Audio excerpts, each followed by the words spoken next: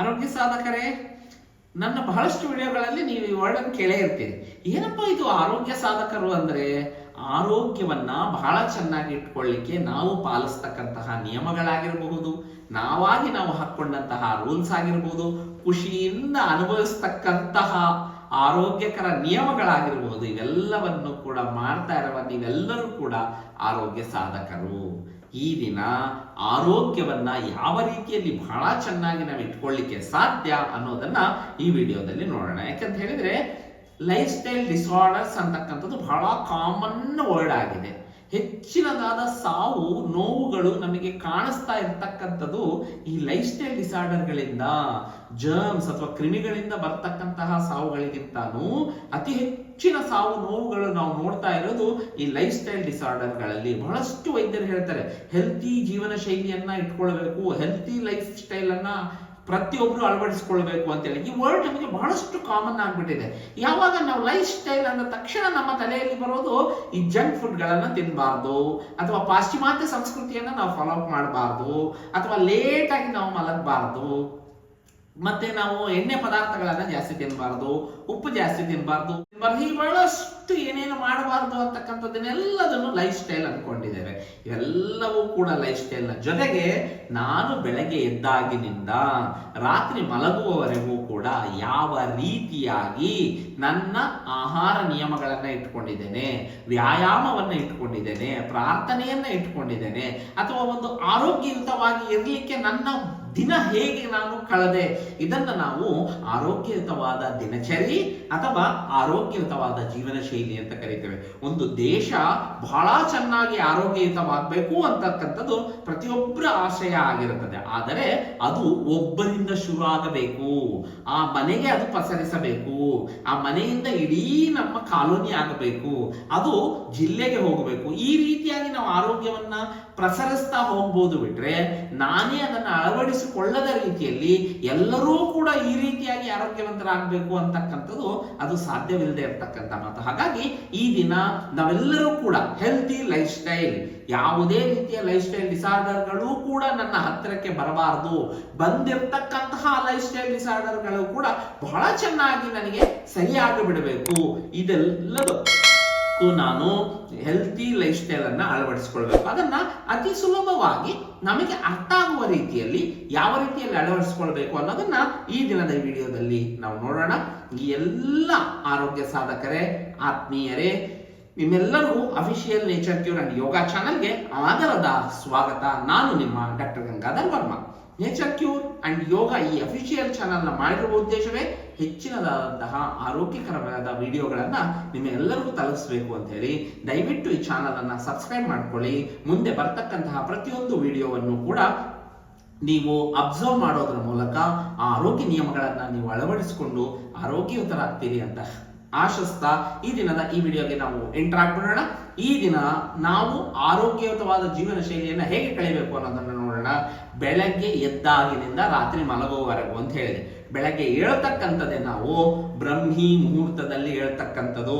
ಬ್ರಹ್ಮಿ ಮುಹೂರ್ತ ಉತ್ತಿಷ್ಟೆ ಉಷಾಪಾನಂ ಮಲ ಮೂತ್ರ ವಿಸರ್ಜನಂ ದಂತ ಧಾವನಂ ಅಂಗಮರ್ದನಂ ಶಿರಸ್ಥಾನಂ ಇಷ್ಟ ದೇವತಾ ಪ್ರಾರ್ಥನಂ ಸ್ವಾಧ್ಯಾಯ.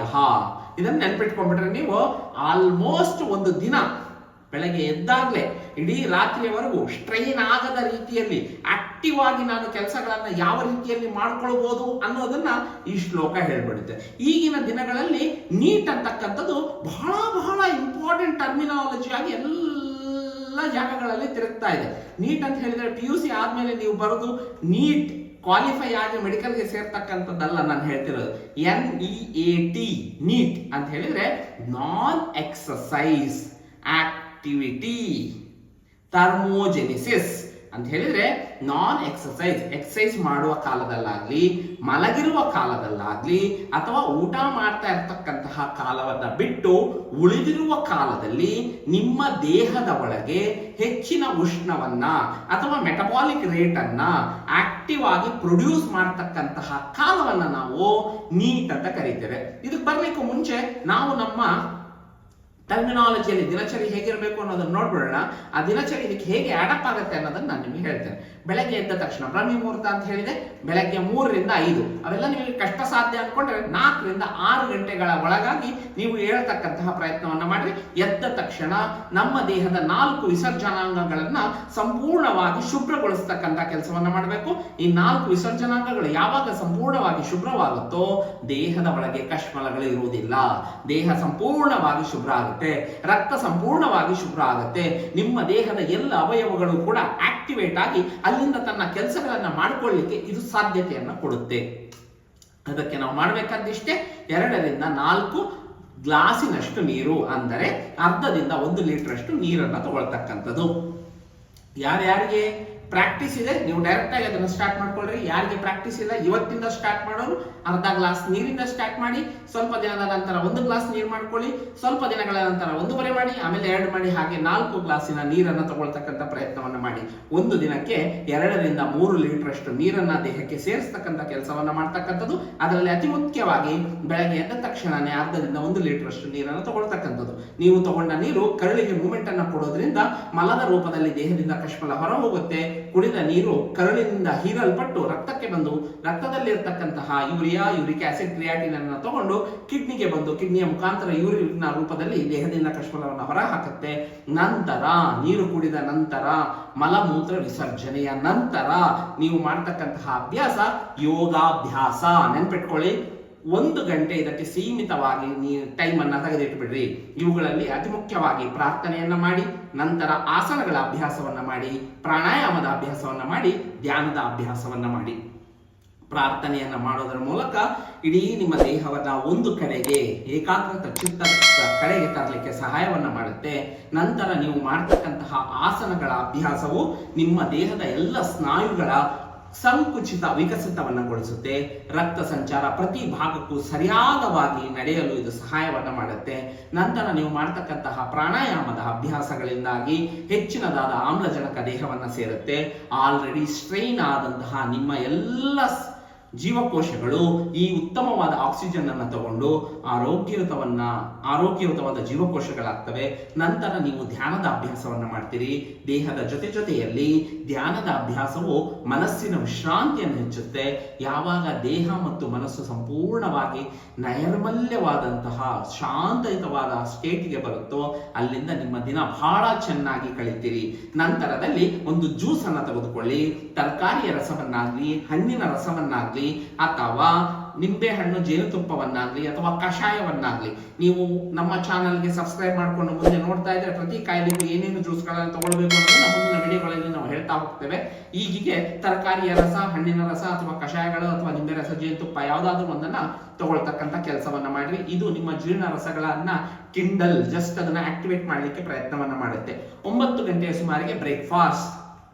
ಸಾಧ್ಯ ಆದಷ್ಟು breakfast should be like king, lunch should be like queen and dinner should be like beggar ಅಂತ. ಬೆಗ್ಗರ್ ತರ ನಾವು ರಾತ್ರಿ ಆಹಾರವನ್ನು ತಗೊಳ್ಬೇಕು. ಆರಾಮದಲ್ಲಿ ತಗೊಳ್ತಕ್ಕಂಥ ಆಹಾರವನ್ನು ಮಧ್ಯಾಹ್ನ ತಗೊಳ್ಬೇಕು. Breakfast should be like king ಅಂತ ಹೇಳಿದ್ರೆ ಬೆಳಗ್ಗೆ ತಿಂದು ಆರಾಮ ಮಲಗೋ ರೀತಿಯಲ್ಲಿ ಇರಬಾರ್ದು. ನಾವು ತಗೊಳ್ತಕ್ಕಂಥ ಆಹಾರ ಹೆವಿ ಪ್ರೋಟೀನ್ ಇಂದ ಇರಬೇಕು. ಒಳ್ಳೆಯ ಪ್ರೋಟೀನ್ ಅಂಶವನ್ನ ನಾನು ದೇಹಕ್ಕೆ ಬ್ರೇಕ್ಫಾಸ್ಟ್ ರೂಪದಲ್ಲಿ ನೀಡಬೇಕು. ಅದಕ್ಕೆ ನಾವು ಏನ್ ತಗೊಳ್ಬಹುದು ಅಂತ ಹೇಳಿದ್ರೆ ರಾಗಿ ಗಂಜಿಯನ್ನು ತಗೊಳ್ಬಹುದು, ಸಿರಿಧಾನ್ಯಗಳ ಗಂಜಿಯನ್ನು ತಗೊಳ್ಬಹುದು. ಮುಖ್ಯವಾಗಿ ಸ್ಪ್ರೌಟ್ಸ್, ಮೊಳಕೆ ಕಟ್ಟಿದ ಕಾಳುಗಳನ್ನ ನಾವು ಬ್ರೇಕ್ಫಾಸ್ಟ್ ಆಗಿ ತಗೊಳ್ಬಹುದು. ಇವು ಯಾವುದು ಆಗೋದಿಲ್ಲ ಅಂದ್ರೆ ಹಣ್ಣು ಅಥವಾ ತರಕಾರಿಗಳನ್ನ ಬ್ರೇಕ್ಫಾಸ್ಟ್ ಆಗಿ ತಗೊಳ್ತಕ್ಕಂಥ ಕೆಲಸವನ್ನ ಮಾಡ್ರಿ. ಮಧ್ಯಾಹ್ನದ ಲಂಚ್ ಅನ್ನ 3 ಕೋರ್ಸ್ ಮೀಲ್ ಅಂತ ಹೇಳಿದ್ರೆ 1 ಬೌಲ್ ಹಣ್ಣು, 1 ಬೌಲ್ ತರಕಾರಿ ಹಾಗೂ ಬೇಯಿಸಿದ ಆಹಾರವನ್ನು ತಗೊಳ್ತಕ್ಕಂಥದನ್ನ ಮಾಡ್ರಿ. ಡಿನ್ನರ್ ಅನ್ನ ರಾತ್ರಿಗೆ ನೀವೇನ್ ಮಾಡ್ತಾ ಇದ್ದೀರಿ ಅದನ್ನ ಬಿಟ್ಬಿಡ್ರಿ. ದಿನ ಅಂತ ಹೇಳಿದ್ರೆ ಸೂರ್ಯ ಹುಟ್ಟಿದಾಗಿನಿಂದ ಸೂರ್ಯ ಮುಳುಗೋದನ್ನ ನಾವು ದಿನ ಅಂತ ಕರಿತೇವೆ. ಎಷ್ಟು ಸಾಧ್ಯ ಅಷ್ಟು early dinner, early eating, early to bed ಎರಡೂ ಕೂಡ ಆರೋಗ್ಯಕರವಾದ ಜೀವನ ಶೈಲಿ. 6-6:30 ಮ್ಯಾಕ್ಸಿಮಮ್ 7 ಗಂಟೆಯ ಒಳಗಾಗಿ ನಿಮ್ಮ ಆಹಾರವನ್ನು ತಗೊಂಡ್ಬಿಡ್ರಿ. ರಾತ್ರಿ ಆಹಾರದಲ್ಲಿ ಹೆಚ್ಚಿನದಾದಂತಹ ನಾರಿನ ಅಂಶ ಇಂಪಾರ್ಟೆಂಟ್. ಹಾಗಾಗಿ ಹಣ್ಣು ತರಕಾರಿಗಳಿಗೆ ಸೀಮಿತ ಆಗ್ರಿ. ಇಲ್ಲ ಅಂತ ಹೇಳಿದ್ರೆ ರೊಟ್ಟಿ ಅಥವಾ ಚಪಾತಿಯ ಜೊತೆಗೆ ಹೆಚ್ಚಿನದಾದ ತರಕಾರಿಗಳನ್ನ ತಗೊಳ್ತಕ್ಕಂಥ ಕೆಲಸವನ್ನ ಮಾಡ್ರಿ. ಬೇಯಿಸಿದ ಆಹಾರದ ಜೊತೆಗೆ ನೀವು ಸೂಪ್ ಅನ್ನು ಕೂಡ ತಗೊಳ್ಬಹುದು. ಮಧ್ಯಾಹ್ನದ ಆಹಾರಕ್ಕೆ ನೀವು ಬಂದಾಗ 1 ಬೌಲ್ ಹಣ್ಣು, 1 ಬೌಲ್ ತರಕಾರಿ ಮತ್ತು ದೇಹಕ್ಕೆ ಬೇಕಾದಷ್ಟು ನೀವು ಮನೆಯಲ್ಲಿ ಮಾಡಿಕೊಂಡಂತಹ ಎಲ್ಲ ಆಹಾರವನ್ನು ಕೂಡ ನೀವು ಮಧ್ಯಾಹ್ನದಲ್ಲಿ ತಗೊಳ್ರಿ, ಊಟ ಮುಗಿದ ನಂತರ 1 ಗ್ಲಾಸ್ನಷ್ಟು ಮಜ್ಜಿಗೆಯನ್ನು ತಗೊಳ್ರಿ. ನಾನು ನಿಮ್ಗೆ ಹೇಳುವಾಗ ಮಧ್ಯಾಹ್ನದಲ್ಲಿ ಮಜ್ಜಿಗೆ ಹೇಳಿದೆ, ಸಂಜೆಯಲ್ಲಿ ಸೂಪನ್ನು ಹೇಳಿದೆ. ಕಾರಣ ಇಷ್ಟೇ, ನೀರನ್ನ ಅವಾಯ್ಡ್ ಮಾಡ್ರಿ. ನಿಮ್ಮ ಊಟಕ್ಕೆ ಅರ್ಧ ಗಂಟೆ ಮುಂಚೆ ನೀರನ್ನು ತಗೊಳ್ರಿ. ಊಟದ 2 ಗಂಟೆಗಳ ನಂತರದಲ್ಲಿ ನೀವು ಮತ್ತೆ ನೀರನ್ನು ಕುಡಿತಕ್ಕಂತಹ ಅಭ್ಯಾಸವನ್ನ ಮಾಡಿ. ಇಡೀ ಒಂದು ದಿನಕ್ಕೆ 2 ರಿಂದ 3 ಲೀಟರ್ ಅಷ್ಟು ನೀರನ್ನು ತಗೊಳ್ತಕ್ಕಂಥದ್ದು. ಬೆಳಗ್ಗೆಯ ಉಪಹಾರ, ಮಧ್ಯಾಹ್ನದ ಊಟ, ರಾತ್ರಿಯ ಊಟವನ್ನ, ಸಂಜೆಯ ಊಟವನ್ನ ಹಾಕಿಸ್ತಕ್ಕಂಥದ್ದು. ಈ ರಾತ್ರಿಯಲ್ಲಿ ಸರ್ ಸಂಜೆ ಊಟ ಮಾಡಿಬಿಟ್ಟಿದ್ದೇನೆ, ರಾತ್ರಿ ನನಗೆ ಹಸುವಾಗುತ್ತೇನೋ ಅನ್ನೋ ಭಯ ಇರ್ತಕ್ಕಂಥವ್ರು ಲಿಕ್ವಿಡ್ ಲೈಕ್ ಹಾಲನ್ನ ನೀವು ತಗೊಳ್ಬಹುದು, ಇಲ್ಲ ಹಣ್ಣನ್ನ ತಗೊಳ್ಬಹುದು, ಇಲ್ಲ ಒಂದು ತರಕಾರಿಯನ್ನ ತಗೊಳ್ಬಹುದು. ಈ ರೀತಿಯಾದ ಆಹಾರವನ್ನ ನೀವು ರಾತ್ರಿ ಬೇಕಾದ್ರೆ ಲೈಟ್ ಆಗಿ ತಗೊಂಡು ಮಲ್ತಕ್ಕಂತಹ ಅಭ್ಯಾಸವನ್ನ ಮಾಡ್ರಿ. ಇನ್ನೊಂದು ವೆರಿ ಇಂಪಾರ್ಟೆಂಟ್ ದಿನಚರಿ ಏನು ಅಂತ ಹೇಳಿದ್ರೆ, ಬೆಳಗ್ಗೆ ಏಳೋದಕ್ಕೆ ಹೇಗೆ ನಾನು ಟೈಮ್ ಕೊಟ್ನೋ, ಅಲಾರಾಮ್ ಇಟ್ಕೊಂಡು ನಾನು ಬೆಳಗ್ಗೆ ಹೇಳ್ತೀನೋ, ಅದೇ ರೀತಿಯಲ್ಲಿ ರಾತ್ರಿ ಮಲಗೋದಕ್ಕೂ ಕೂಡ ನಾನು ಟೈಮ್ ಅನ್ನ ಇಟ್ಕೊಳ್ಬೇಕು. Very very important. ಒಂದು ದಿನಕ್ಕೆ 8 ಗಂಟೆಗಳ ನಿದ್ರೆ ನಿಮ್ಮ ಇಡೀ ಮಾನಸಿಕವಾದ ಮತ್ತು ದೈಹಿಕವಾದ ವಿಶ್ರಾಂತಿಯನ್ನು ಕೊಡೋದ್ರ ಜೊತೆಗೆ ನಿಮ್ಮ ಮನಸ್ಸಿನ ದೇಹದ ಶಾಂತಿಯನ್ನು ಹೆಚ್ಚಿಸುತ್ತೆ.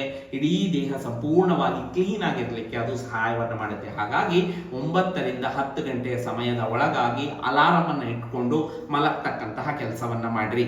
ಇದರ ಜೊತೆಯಲ್ಲಿ ದೇಹ ಯಾವಾಗ ನಿಮಗೆ ರೆಸ್ಟ್ ಅನ್ನ, ಈ 8 ಗಂಟೆಯ ರೆಸ್ಟ್ ಅನ್ನ ಬಿಟ್ಟುಬಿಟ್ಟು ಉಳಿದಿರೋ ಟೈಮಲ್ಲಿ ನೀವು ಆಕ್ಟಿವ್ ಆಗಿರ್ಲಿಕ್ಕೆ ನೀವು ತಗೊಂಡಂತಹ ಹಣ್ಣು ತರಕಾರಿಗಳು ಬಹಳಷ್ಟು ಸಹಕಾರವನ್ನ ನೀಡುತ್ತೆ. ಈ ಹಣ್ಣು ತರಕಾರಿಗಳು ಆಂಟಿ ಆಕ್ಸಿಡೆಂಟ್ ರಿಚ್ ಇರೋದ್ರಿಂದ ದೇಹ ವೀಕ್ ಆಗಿರ್ಲಿಕ್ಕೆ, ಲವಲವಿಕೆಯಿಂದ ಹೆಚ್ಚಿನದಾಗಿ ಇರ್ಲಿಕ್ಕೆ ಇದು ಸಹಾಯವನ್ನು ಮಾಡುತ್ತೆ. ನಿಮ್ಮನ್ನ ವೀಕ್ ಆಗಿರ್ಲಿಕ್ಕೆ ಬಿಡೋದಿಲ್ಲ.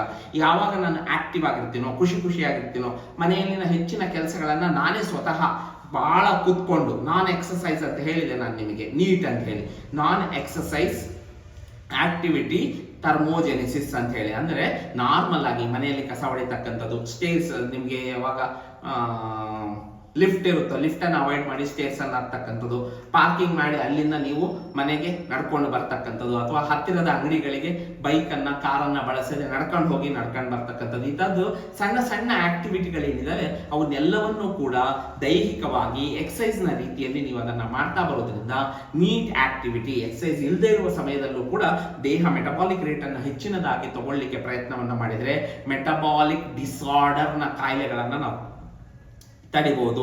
ಮೆಟಬಾಲಿಕ್ ಡಿಸಾರ್ಡರ್ ಅಂತ ಹೇಳಿದ್ರೆ 3: ಒಂದು ಡಯಾಬಿಟಿಸ್, ಹೈಪರ್ ಟೆನ್ಷನ್ ಮತ್ತು ಹೆಚ್ಚಿನದಾದ ಕೊಲೆಸ್ಟ್ರಾಲ್, ಬೊಜ್ಜು ಸೇರುವಿಕೆ.